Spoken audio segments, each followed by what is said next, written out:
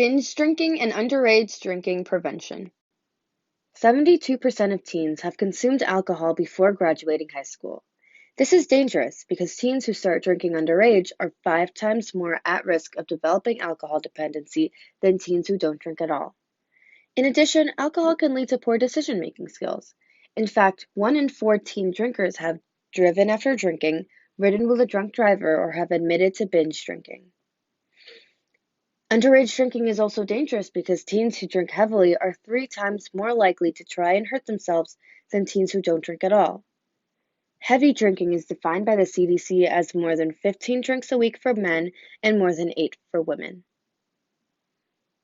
Some risk factors for underage drinking include stress, transitions, peer pressure, depression or other mental health issues, and a family history of alcoholism.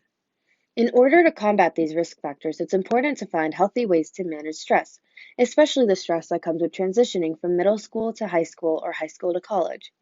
Choosing friends who are a good influence and don't encourage bad decision making and habits is another way to prevent underage drinking. For teens with mental health issues such as depression, reaching out to a mental health professional can be helpful and prevent them from resorting to dangerous coping mechanisms like drinking. 92% of drinking that teens engage in is binge drinking. But the problem is not limited to teens. In fact, 17 billion binge drinks are consumed annually. What is binge drinking? Binge drinking is defined as drinking more than 4 or 5 drinks at a time. One drink is the equivalent of 12 ounces of beer, a 5-ounce glass of wine, or a 1.5-ounce shot of liquor. Each of these contains around 14 grams of ethyl alcohol. How is binge drinking different than alcohol dependency?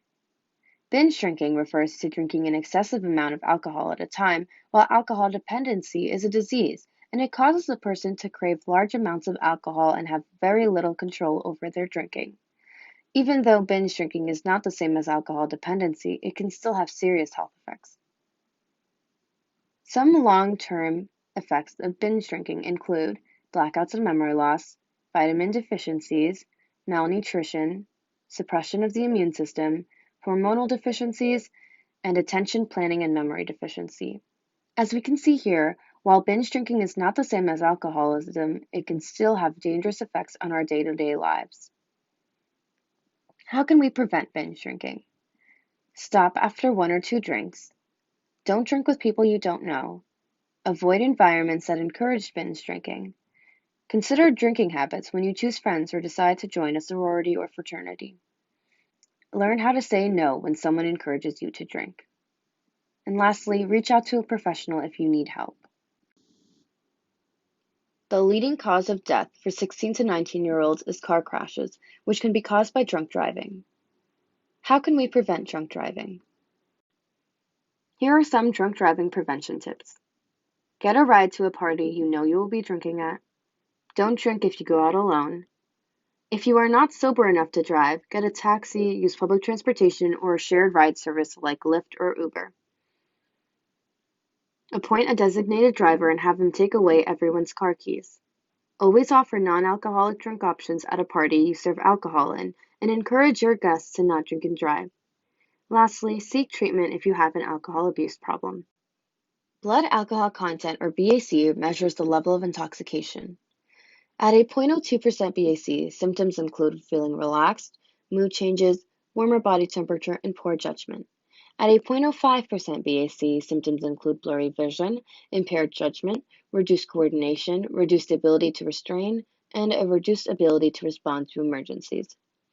At a 0.08% BAC, symptoms include short-term memory loss, impaired speech, balance, reaction time, hearing, reasoning, judgment, and memory. At a 0.10% BAC, symptoms include slurred speech, slow reaction time, poor thinking and reasoning, and poor coordination.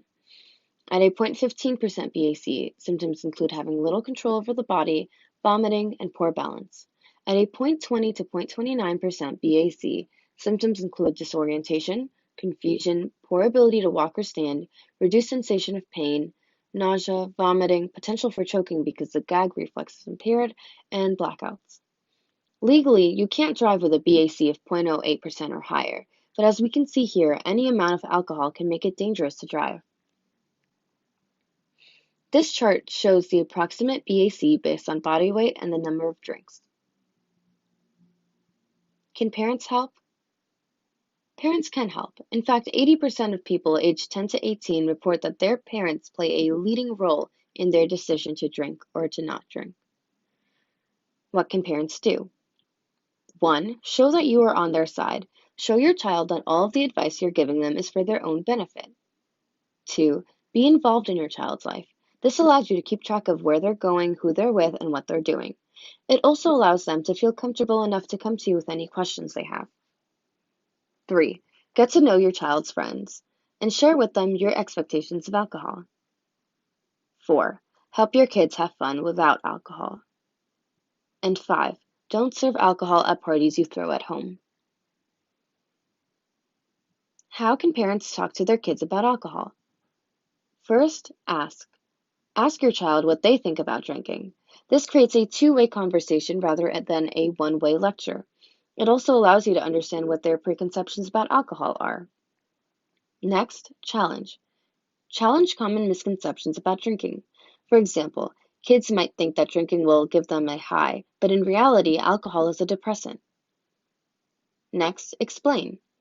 Explain why drinking is a bad idea and what risks are associated with it.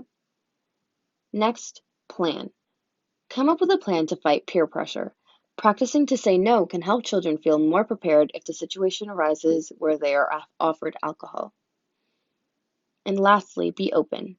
Be open to any questions or thoughts your child has. Make sure that you are your child's primary source of information about alcohol, not their friends. Thank you for listening.